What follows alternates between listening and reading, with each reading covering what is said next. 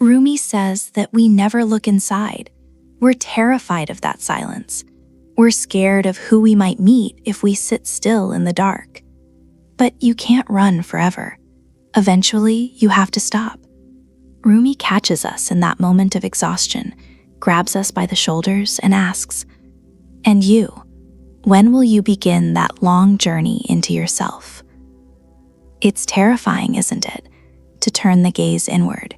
Because when you do, you find all the things you tried to hide. You find your doubts, you find your fragility. You start bargaining with life. You start asking a million questions because you don't know how to navigate this internal storm. You ask about your vision, your passion, your broken heart. You want a map. You want guarantees. I've been there. We all have.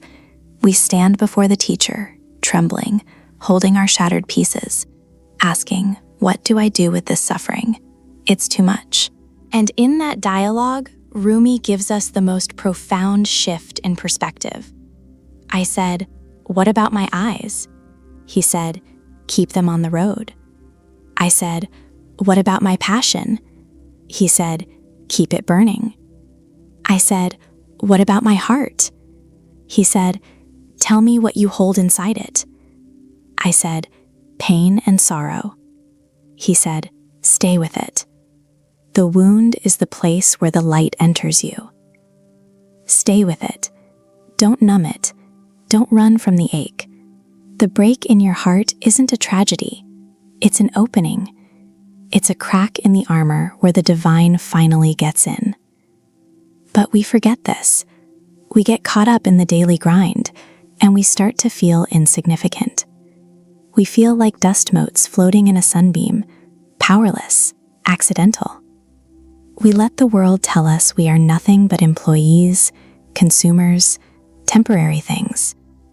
We shrink. We fold ourselves into boxes that are too tight. Rumi sees this shrinking, and he shakes us awake. He says, "Stop acting so small. You are the universe in ecstatic motion. You are not separate from the whole. You are woven from the same fabric as the stars."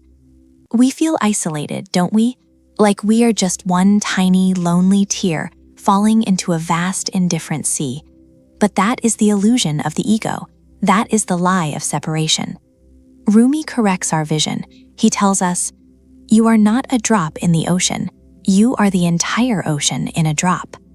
But being the ocean doesn't mean the water is always calm.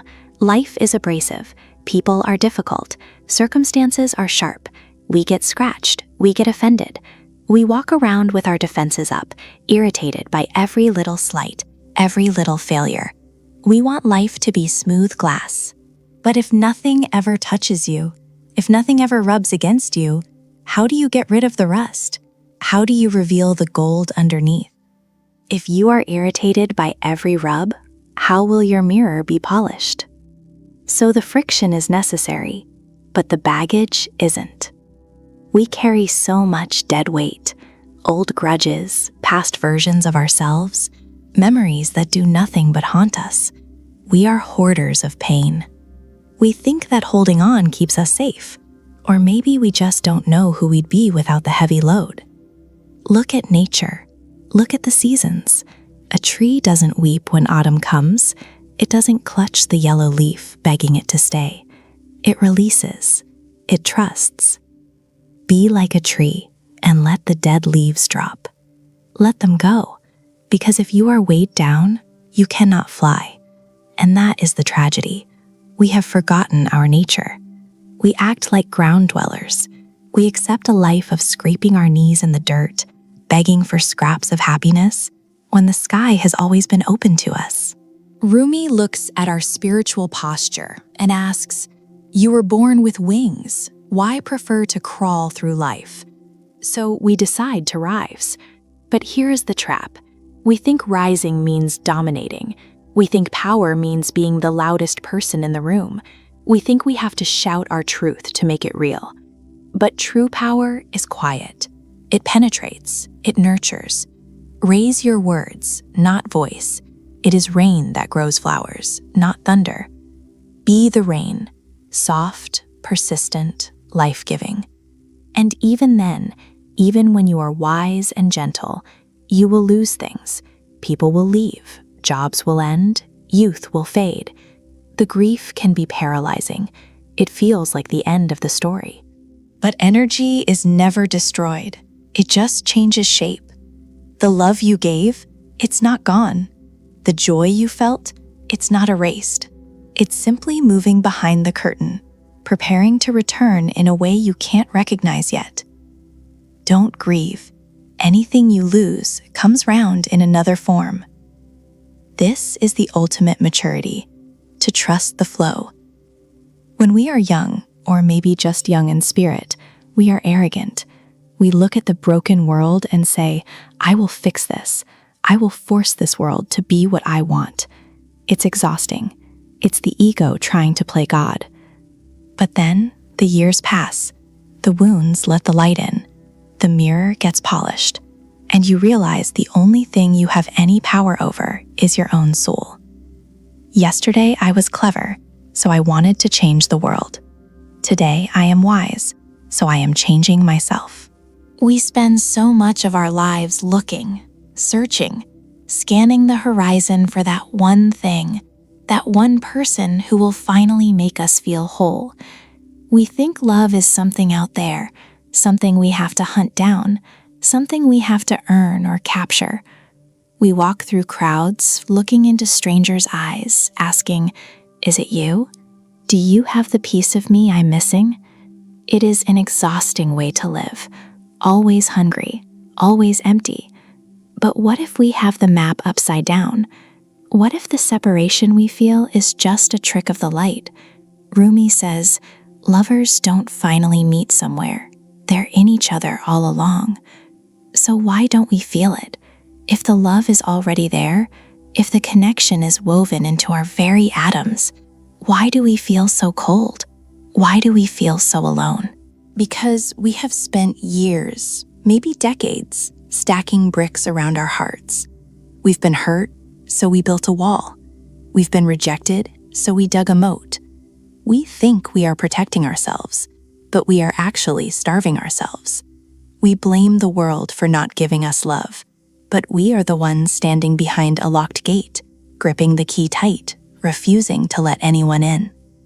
Rumi told us clearly, your task is not to seek for love, but merely to seek and find all the barriers within yourself that you have built against it. And when you finally drop those barriers, when you stop defending your ego, stop defending your pride, the noise stops. The constant fighting in your head about who is right and who is wrong, who is good and who is bad, it all just fades away. We are so addicted to judgment. We want to categorize everything. But the soul doesn't care about your debates. The soul craves open space. Rumi says, out beyond ideas of wrongdoing and right-doing, there is a field. I'll meet you there. When the soul lies down in that grass, the world is too full to talk about. Too full to talk about. Think about that. We are so afraid of silence, we fill every second with noise, with podcasts, with chatter, with explanations. We try to describe the divine. We try to put labels on the infinite. But words are small things. They are just containers, and usually they are leaking. You cannot fit the ocean into a cup. You cannot fit God into a sentence. Rumi reminds us that silence is the language of God. All else is poor translation. But we don't want to be silent, do we? We want to be smart. We want to be the cleverest person in the room. We wear our intellect like a badge of honor. We analyze, we strategize, we overthink until we are paralyzed. We think our logic will save us. But logic is just a tool for the material world. It cannot navigate the heart. You have to be willing to not know. You have to be willing to look like a fool to the world so you can be wise in the spirit. Rumi advises, sell your cleverness and buy bewilderment. Cleverness is mere opinion. Bewilderment is intuition. And I know what scares you the most. It's the ending, the goodbye. We cling to people because we are terrified of the void they leave behind. We think that when a body leaves the room or leaves the earth, that the connection is severed. We mourn the physical, forgetting the eternal. We look with our eyes, and our eyes tell us they are gone. But our eyes are liars. Rumi comforts us, saying, "Goodbyes are only for those who love with their eyes, because for those who love with heart and soul, there is no such thing as separation." But sometimes, life doesn't just take a person. Sometimes it takes everything. You hit rock bottom. Your plans fail, your heart breaks, your health crumbles. You look around and see only wreckage. It feels like the end. It feels like punishment. But look closer at the rebel. The walls had to fall so you could see the sky. Rumi promises, where there is ruin, there is hope for a treasure. So how do we live through this? How do we handle the daily chaos of being human? The mood swings, the sudden sadness, the anger that flares up like a match? We try to shut the door on the bad feelings. We say, "No, not today, I only want joy." But the more we resist, the louder they knock. You cannot selectively numb your heart. If you lock out the pain, you lock out the joy too. This being human is a guest house. Every morning is a new arrival. A joy, a depression, a meanness, some momentary awareness comes as an unexpected visitor. Welcome and entertain them all. Treat each guest honorably. The dark thought, the shame, the malice, meet them at the door laughing and invite them in. Be grateful for whoever comes, because each has been sent as a guide from beyond. And yet, even knowing this, even knowing the guests are guides, we sit in the corner. We act helpless. We pretend we are trapped by our circumstances, by our past, by our trauma. We stare at the bars of a cage that isn't even locked. Rumi asks you, why do you stay in prison when the door is so wide open? I can hear your heavy sigh from here. I know, it is easy to say, hard to do. You have been walking a long time. Your feet are blistered. Your hope is thin. You just want to lay down and sleep. You don't think you can take another step toward that open door. But you don't have to run. You just have to keep moving.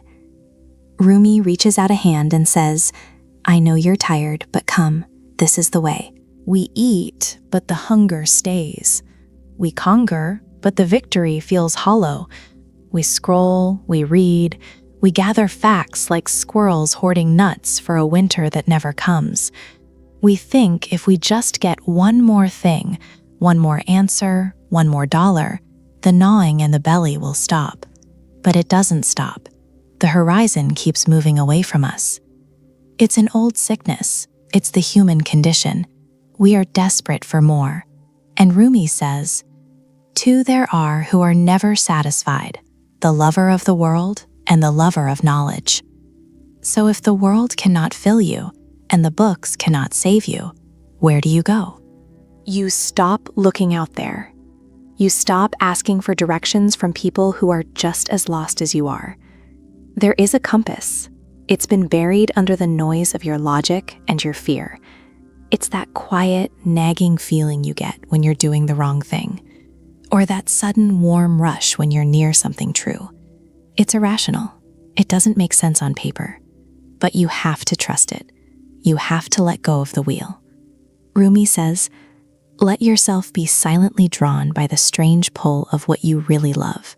It will not lead you astray. But don't think for a second that following that pull is easy. It isn't safe. It's not a path of roses. In fact, it's going to hurt.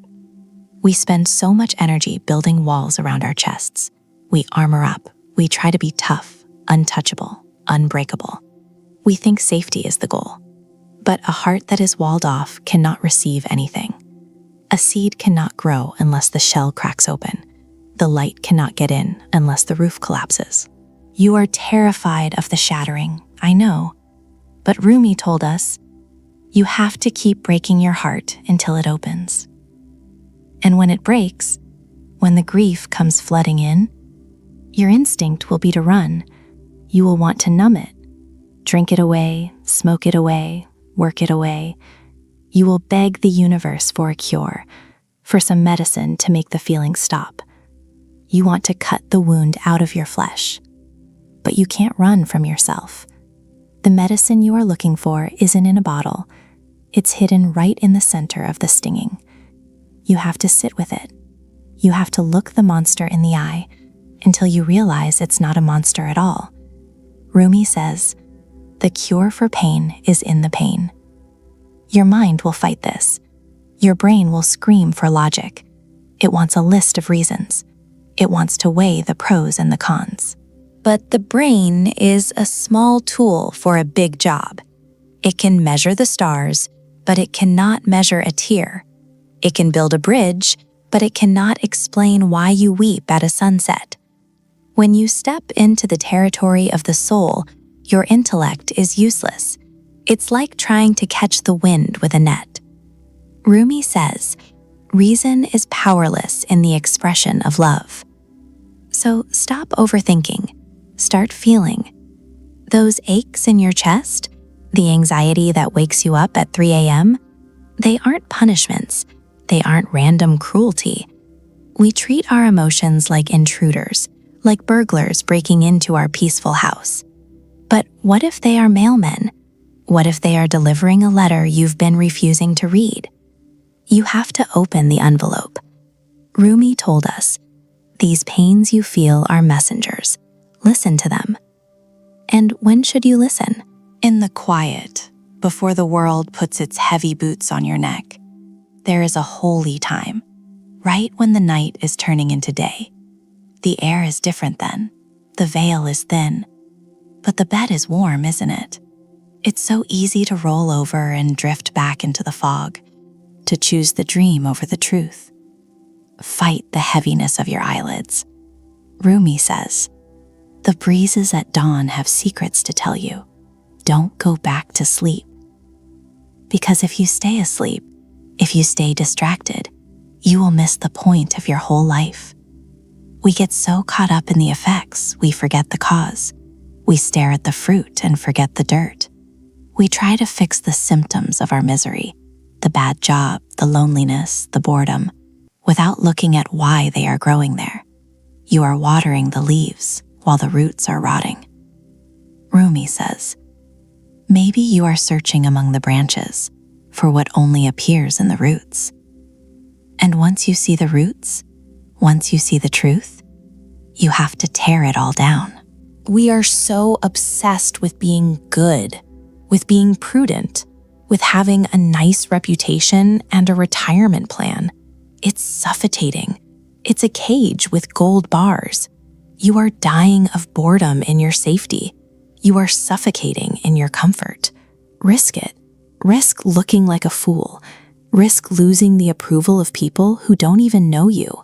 Rumi told us, run from what's comfortable, for that safety. Live where you fear to live. Destroy your reputation. Be notorious. I have tried prudent planning long enough. From now on, I'll be mad. And then, when you are finally free, when you have broken your heart, faced your pain, and abandoned your safety, then you become useful. You don't do this work just for you. You do it so you can hold the light for someone else who is stumbling in the dark. You become the vessel. You become the hands of God in this world. Rumi says, be a lamp or a lifeboat or a ladder. Help someone's soul heal. Walk out of your house like a shepherd. You feel shut in sometimes, don't you? Like the world is a dark place, a small place. You wake up and the walls feel too close. You wonder where the light went. You blame the stars. You blame the night. You say the universe has forgotten you, that it's stingy with its blessings. But have you checked the latch? Have you looked at the glass? The light is there. It is always there. It is massive, relentless, waiting to pour in. The problem isn't the moon. The problem is how small you've made your opening. As Rumi says, moonlight floods the whole sky from horizon to horizon. How much it can fill your room depends on its windows. And when that light finally does pour in, When the universe decides to hand you a gift, what do? We are funny creatures. We get so distracted by the shiny things. We get a blessing, a job, a lover, a moment of peace, and we obsess over the object. We clutch it, we count it, we become accountants of our own joy, terrified of losing a single coin. It's rude, really. Imagine a king handing you a treasure, and you don't even look him in the eye because you're too busy biting the gold to see if it's real. You miss the connection. You miss the source. Rumi told us, when someone is counting out gold for you, don't look at your hands or the gold. Look at the giver. But life isn't always gold coins and moonlight, is it? Sometimes it feels like an assault. You feel battered. You wake up and it feels like the world has taken a stick to your back. You ask, why me? You think you are being punished. You think the universe is angry at you. You feel fragile, like an old dusty rug hung out on a line, getting hit over and over again. It hurts. I know it hurts. But you aren't being broken. You are being cleaned. When someone beats a rug, the blows are not against the rug, but against the dust in it. It's a hard truth to swallow. We want the beauty without the pain. We want the soft petals without the sharp edges that draw blood. We want to be soft, but life requires us to be sharp too. You try to cut away the difficult parts of your life, the struggle, the grief. You think they are mistakes, but without them there is no sweetness. The perfume comes from the crushing. Rumi reminds us, the rose's rarest essence lives in the thorns.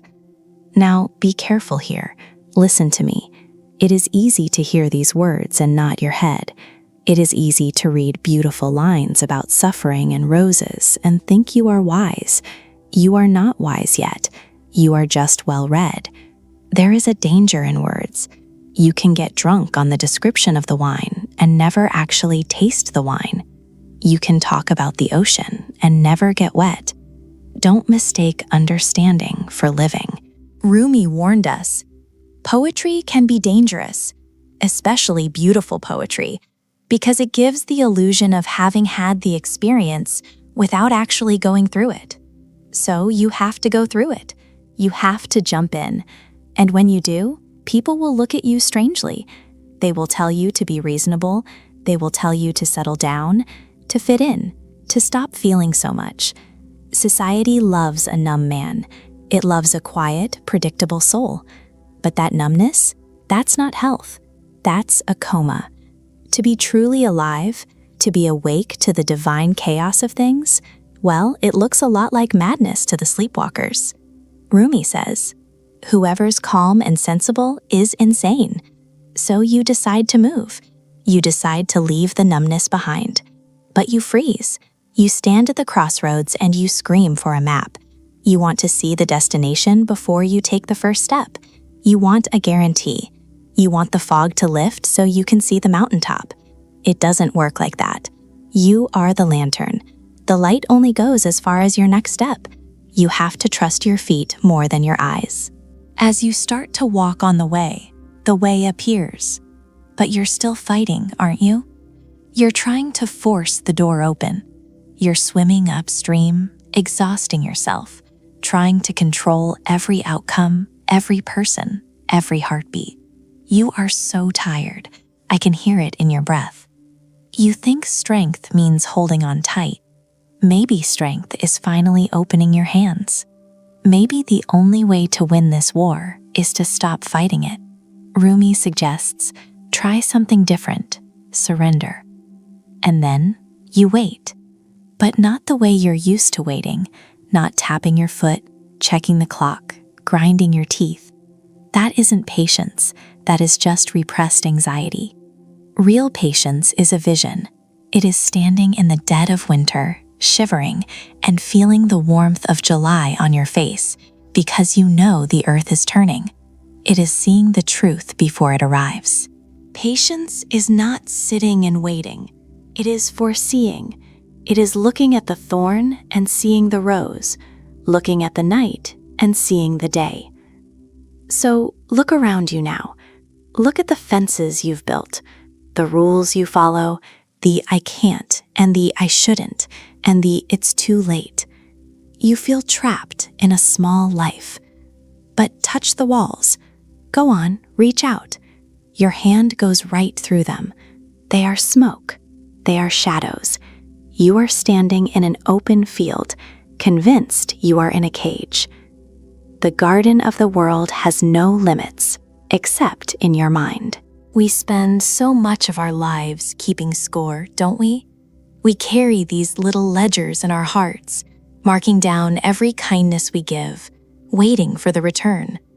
I smiled at you, so you owe me a smile. I gave you my time, so now you owe me yours. It's exhausting. We turn our relationships into a marketplace. We haggle over affection like we're buying a rug in a bazaar. But the soul doesn't know how to do business. The soul only knows how to burn. Real peace, the kind that settles in your chest and stays there, only comes when you throw away the ledger, when you stop trading and start giving. Rumi says, "Whenever we manage to love without expectations, calculations, negotiations, we are indeed in heaven." But that is a hard thing to do, because we are scared to be alone. We look at the people around us, our partners, our friends, our parents, and we want them to save us. We want them to carry the heavy backpack of our trauma, our fears, our dreams. We grab their hands so tight, hoping they know the way through the dark woods. But deep down, in the quiet of 3 a.m., you know the truth. You feel the gravity of your own life. They can hold your hand, yes. They can sing with you to pass the time. But the blisters on your feet, those are yours. The steps, those are yours. Rumi tells us, it's your road and yours alone. Others may walk it with you, but no one can walk it for you. And when you finally accept that responsibility, something strange happens.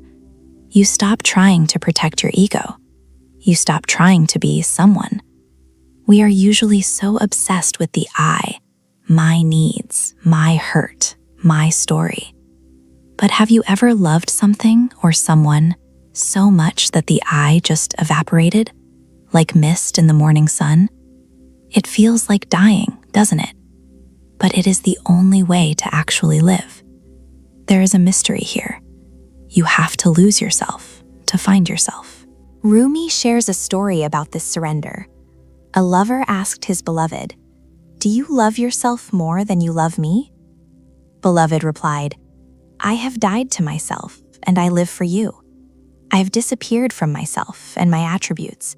I am present only for you.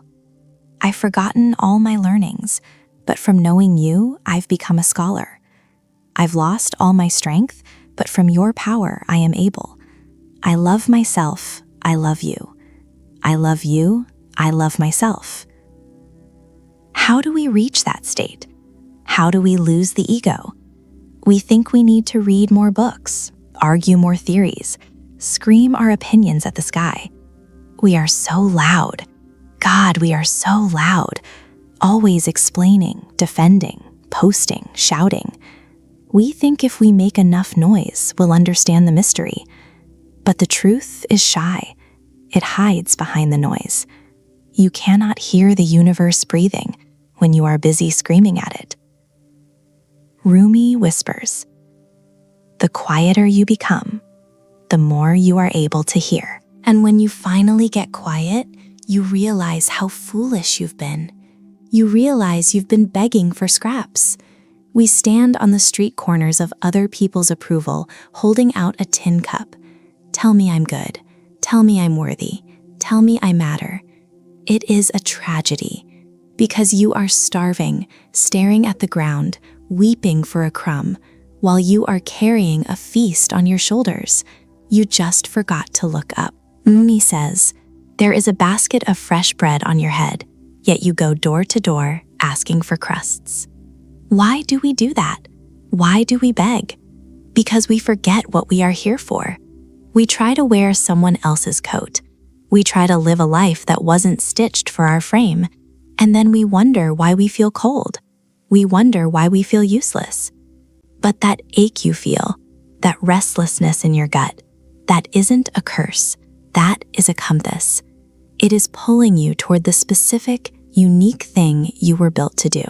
Rumi reminds us, everyone has been made for some particular work, and the desire for that work has been put in every heart. But it's a struggle, isn't it? This business of being human. One day you feel like light, pure, floating, divine. The next day you feel like an animal, hungry, angry, heavy. We hate that contradiction. We want to be one or the other, but we are the bridge. We are the battlefield. That tension is exactly where we are supposed to be. We are the middle ground between the dirt and the sky.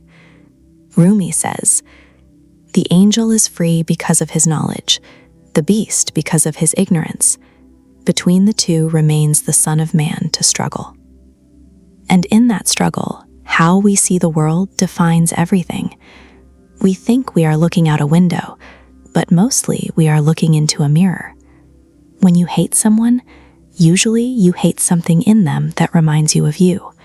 And when you love, when you see beauty in a stranger's face, that is your own light bouncing back. You recognize it because you possess it. Rumi told us, "The beauty you see in me is a reflection of you." So stop overthinking it. The logic, the planning, the analyzing, it's a cage of bone and neuron. You cannot think your way into peace. You cannot logic your way into love. You have to break the circuit. You have to shut down the machine and open the heart. Rumi says, let go of your mind and then be mindful. Close your ears and listen. Listen to what? Listen to the longing. Listen to the sleeplessness. There are nights you cannot sleep because the pain is too great, because the bed is too empty. And there are nights you cannot sleep because the joy is too vast, because the beloved is right there. Both keep your eyes wide open. One is salt and one is honey, but both prove that you are alive. Both prove that you are feeling. Rumi says, when I am with you, we stay up all night. When you're not here, I can't go to sleep. Praise God for these two insomnias and the difference between them. We live in a loud world, don't we? Everyone is screaming to be heard, to be right, to be validated. It's a constant wall of noise. We think if we just shout louder, if we just force our point across, the world will finally bend to our will. But look around. Does the yelling work? Or does it just break things? It breaks relationships. It breaks peace. We have forgotten the strength of gentleness. We forgot that power isn't in the crash, it's in the nourishment. Rumi saw this centuries ago. He gently reminds us, raise your words, not your voice. It is rain that grows flowers, not thunder. And then there is the matter of how we love. We are so fragile. We give our hearts to people, terrified they will break. We analyze love with our brains, weighing the pros and cons like it's a business transaction. But deep down, you know, hearts fail. They get tired. Minds, they forget. They get clouded with age or bitterness. If you anchor your love to something that dies, your love dies with it. So where do you put it? How do you make it stay? Rumi tells us the only safe place. He says, I love you neither with my heart nor with my mind. My heart might stop. My mind can forget. I love you with my soul, because my soul never stops or forgets. But even with a love that deep, life is going to hurt you. It's inevitable. We spend so much energy trying to hide our scars. We pretend we aren't bleeding. We run from our trauma, distracting ourselves with noise and pleasure, anything to avoid looking at the broken parts of our history. We think the wound is a mistake, a flaw. But what if we have it backwards? What if the break isn't where you failed, but where you finally open up? Listen to this wisdom. Rumi says, "Don't turn away. Keep your gaze on the bandaged place. That's where the light enters you." Sometimes, though, the wound feels too deep. The night feels too long. You look at the world, the wars, the greed, the apathy, and you feel suffocated. You wait for a hero. You wait for the sun to rise from the east to save you. You feel small and dark. But you are forgetting what you are made of. You are looking for a candle when you are the fire. Rumi shakes us awake and says, if everything around seems dark, look again. You may be the light. And what dims that light? Judgment. It's this obsession with labels. I am this, you are that. I am saved, you are lost. We draw lines in the sand and stand on them like soldiers. We build fortresses out of our dogmas. But does the spirit care about your labels? Does the sun ask permission before it warms your skin? Rumi dismantles our fences. He says, be certain that in the religion of love, there are no believers and unbelievers. Love embraces all. So how do we live then? How do we find our way? It's actually quite simple, but it's a terrifying truth. You are a magnet. You aren't just an observer of your life, you are the architect of it. We complain about what we have, not realizing we asked for it. We chase hollow things and wonder why we feel empty. Rumi reveals the secret law of the universe. If it is bread that you seek, you will have bread. If it is the soul you seek, you will find the soul. If you understand this secret, you know you are that which you seek. So stop drifting. Stop wasting your time with people who just want to be seen. You know the types. The ones who talk a big game but do nothing. The nightingales.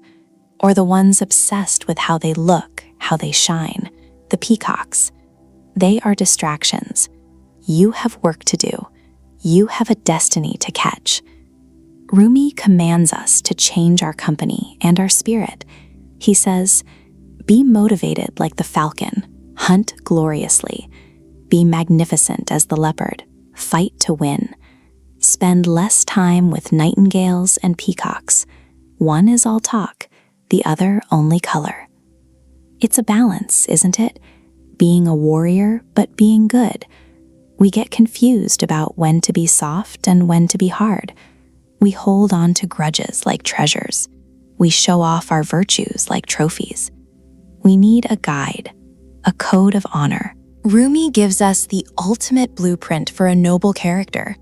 He tells us, in compassion and grace, be like the sun.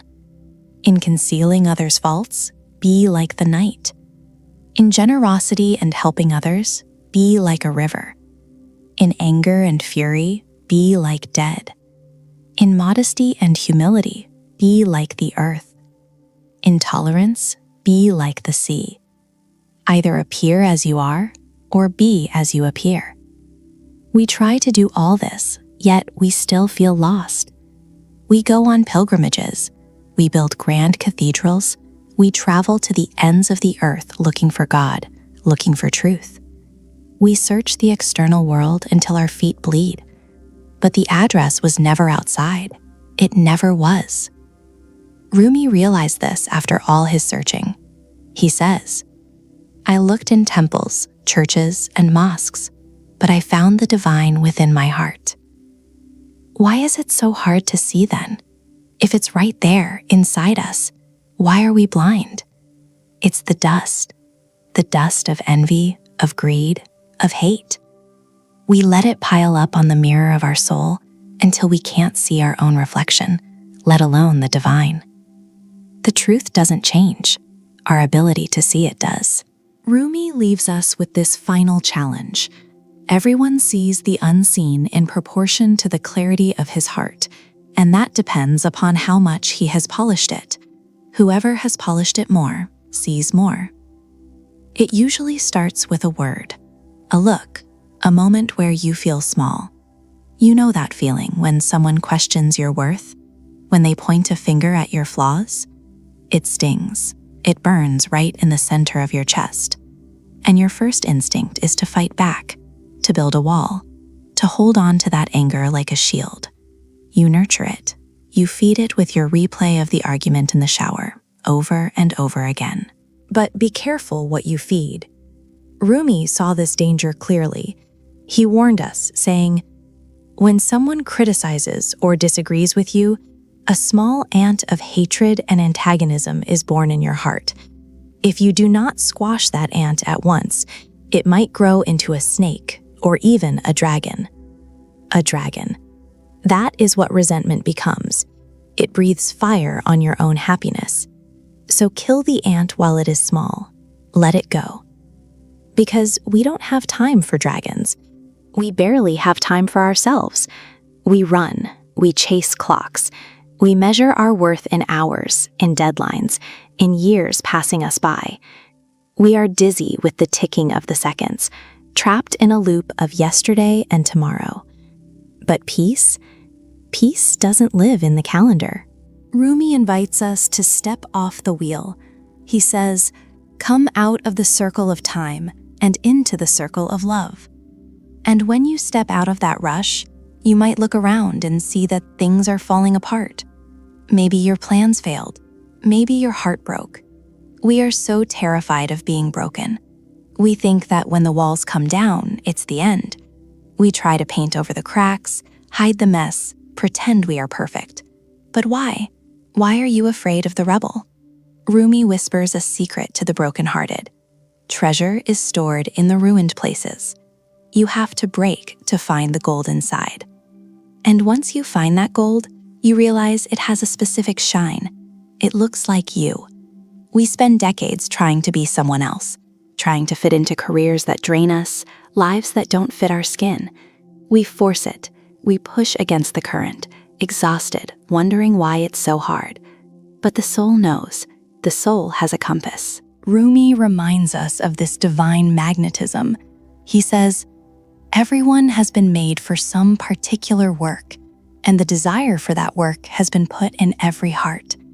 Let yourself be silently drawn by the stronger pull of what you really love. Don't push, be drawn. Because if you don't, if you just go through the motions, clocking in and clocking out, eating, sleeping, repeating, is that living? Is breathing enough? We see people walking down the street, hearts beating, eyes open, but they are asleep. They are ghosts in their own machinery. Rumi looked at the crowds and realized a harsh truth. I learned that every mortal will taste death, but only some will taste life. To taste life, you have to be hungry for it. You have to listen to that sudden spark. You know the one, that crazy idea that wakes you up at 3 a.m., that pull to go somewhere, to call someone, to create something. Logic says no. Fear says it's risky. But the spirit is screaming yes. Rumi tells us simply, respond to every call that excites your spirit. But we get scared. We think the world is against us. We think the universe is cold or hostile. We scream in anger and we hear anger back. We judge and we feel judged. We forget that we are standing in a canyon. Rumi holds up a mirror and tells us, the world is a mountain. Whatever you say, it will echo it back to you. Don't say, I sang nicely and the mountain echoed an ugly voice. That is not possible. So change your song. And as you sing, you will realize that the melody changes. Sometimes it's loud, sometimes soft. Sometimes you have to grip the microphone, and sometimes you have to put it down. It is a constant shifting of weight. We want to control it all, to freeze the moment, but you cannot freeze a river. Rumi knew the art of living is in the flux. He said, life is a balance of holding on and letting go. And in that flow, people will drift towards you. Some bring gifts, some bring storms, some bring pain that drops you to your knees. It is so easy to close the door on the difficult ones, to say, I didn't invite this pain, but the guest list isn't up to you. Rumi advises us to open the door wide, He says, "Be grateful for whoever comes, because each has been sent as a guide from beyond. They are all teachers, the lover, the enemy, the thief. They teach you what books cannot. You can memorize all the scriptures. You can recite the philosophy. You can act smart. But the head is a small, cramped room. The heart is the ocean." And Rumi leaves us with this final distinction. You will read by learning, but you will understand with love. So close the book, open your heart. We spend years convincing ourselves we are victims. We look at the walls of our lives, the job we hate, the relationships that drain us, the anxiety that wakes us up at 3 a.m., and we say, "I am stuck." You pace the floor. You rattle the iron bars. You scream for someone to come save you. You think the lock is on the outside, controlled by fate or luck or other people. But look down. Look at your own palm. It's funny, almost tragic, how blind we are to our own agency. Rumi laughs gently at this and says, "One of the marvels of the world is the sight of a soul sitting in prison with the key in its hand." And once you step out of that prison, what do? You immediately get distracted by the carnival outside. You chase the shiny things, the status, the approval, the noise. You act like a beggar, pleading with the world to give you value, to give you worth. You forget what you are carrying inside your own chest. You are bankrupting yourself for trinkets. Rumi shakes you by the shoulders and asks, "Why are you so enchanted by this world when a mine of gold lies within you?" But here is the catch. Digging for that gold is dirty work. Refining it requires fire. You pray for wisdom. You pray for strength. You pray to be a better version of yourself. But the moment life brings the sandpaper, the moment tragedy strikes or the pressure mounts, you break. You cry foul. You want the beauty without the burning. But that is not how it works. You cannot become a masterpiece without a little destruction. Rumi is blunt about this. He asks, what sort of person says that he or she wants to be polished and pure, then complains about being handled roughly? So you endure the polish. You wake up, and suddenly you find you are hungry, starving. But be careful what you hunger for, because the chase never really ends. It just changes forms. It is an eternal appetite. Rumi warns us that two there are who are never satisfied, the lover of the world and the lover of knowledge. Can you feel that weight? The one that sits right here on the chest? That's the weight of the world. We all carry it, but some carry more than others. There was a man, Parwana, a powerful man, a leader of the Seljuks. He wasn't just a politician. He was the wall standing between his people and total destruction. The Mongols were at the gates. And believe me, the Mongols were not guests you wanted for dinner. They were fire. They were blood. So Parwana, he tried to be clever. He tried to play the game. He thought, if I smile at the wolf, maybe he won't eat the sheep. He spent his days bowing to tyrants, shaking hands with devils, thinking he was saving everyone. He came to Rumi one day, shoulders slumped, eyes full of dust and shadows. He looked like a man who hadn't slept in 1,000 years. He said, "Master, I am tired. I spend my days and nights in service. I serve the state. I protect the faithful. I bear this burden so the people can pray in peace." He wanted a pat on the back.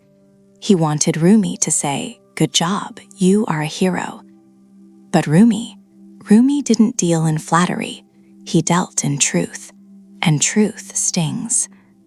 Rumi looked at him and said simply, "You say you serve God, but you serve the Mongol."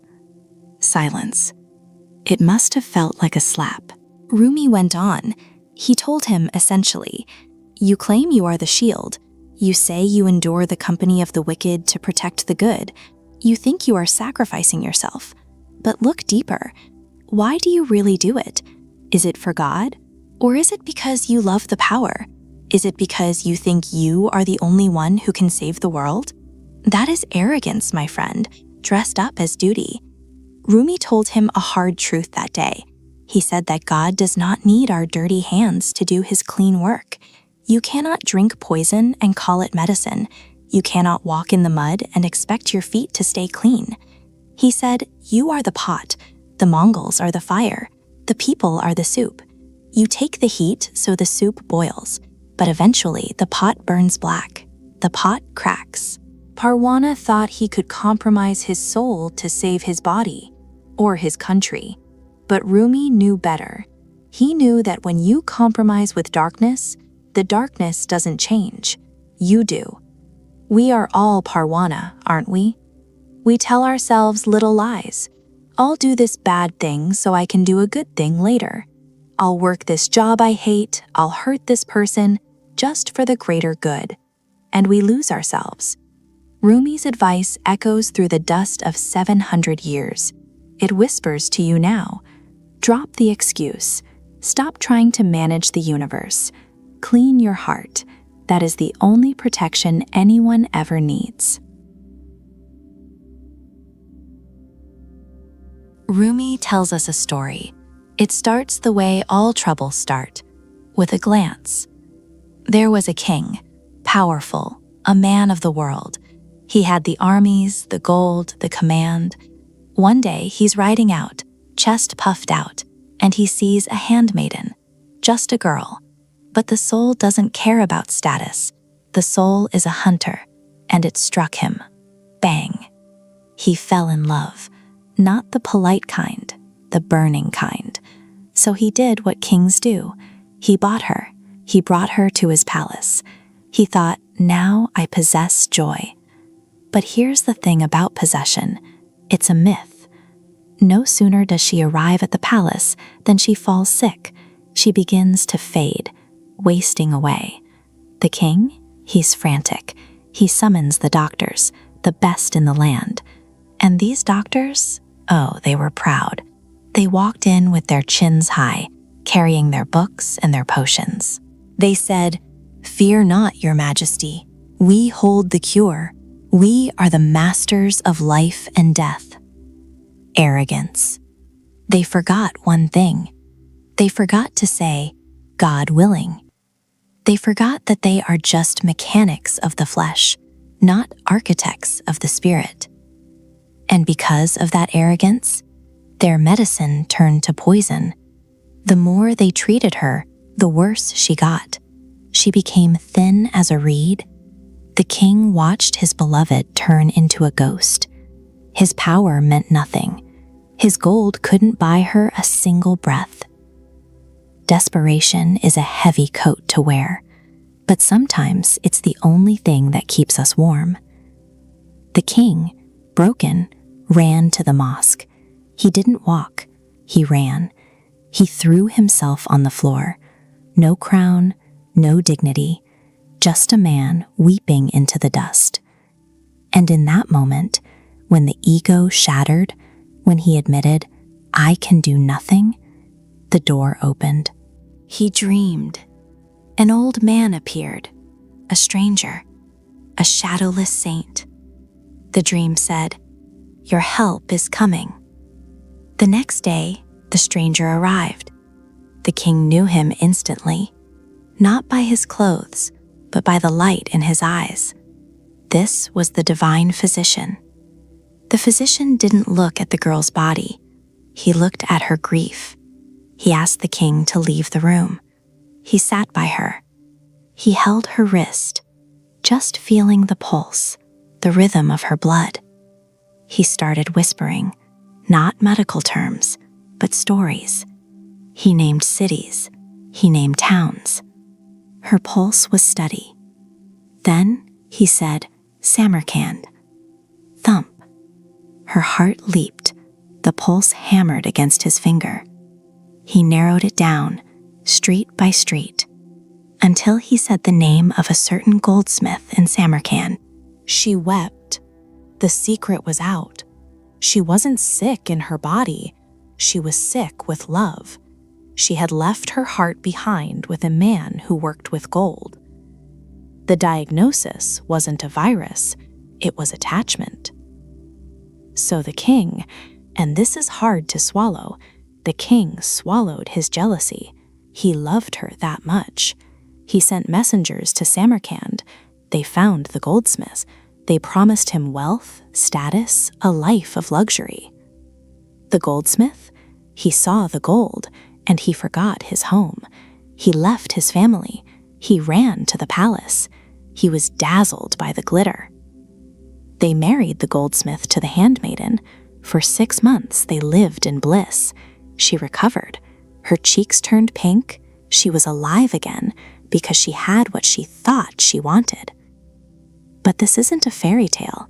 Rumi doesn't deal in happily ever after. He deals in the truth, and the truth is sharp. The divine physician prepared a potion, a draught. He gave it to the goldsmith. Slowly, the goldsmith began to change. His beauty faded, his strength rotted. He became pale, weak, ugly. His spirit grew sour. And as he decayed, the handmaiden's love began to cool. She looked at him and saw a corpse.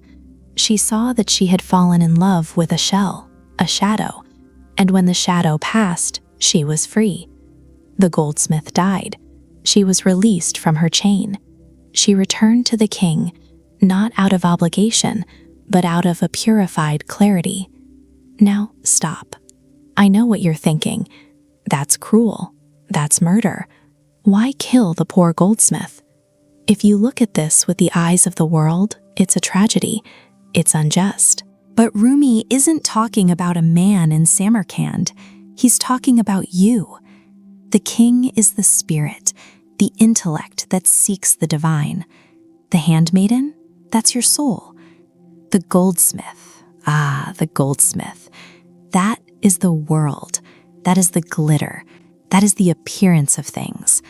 That is the job you think will make you happy, the relationship you think will fix you, the status you crave. We are the handmaiden. We fall sick because we give our hearts to things that cannot last. We fall in love with the reflection, not the source. We love the gold, not the giver of gold.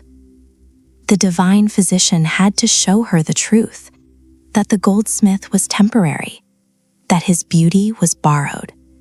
By making him ugly, he broke the spell. It's painful. God, it is painful. When life takes away what you love, when the goldsmith dies, we scream, we cry foul. But the old soul knows. It knows that this breaking is the only way to heal. You have to let the temporary die so the eternal can live. The king, the spirit, was waiting for her all along, but she couldn't see him until the illusion was shattered. So ask yourself, tonight, in the quiet, who is your goldsmith? What is that thing you are clinging to, that thing you think is your cure, but is actually your sickness? Because sooner or later, the divine physician comes for us all, and he doesn't come to hurt us. He comes to wake us up.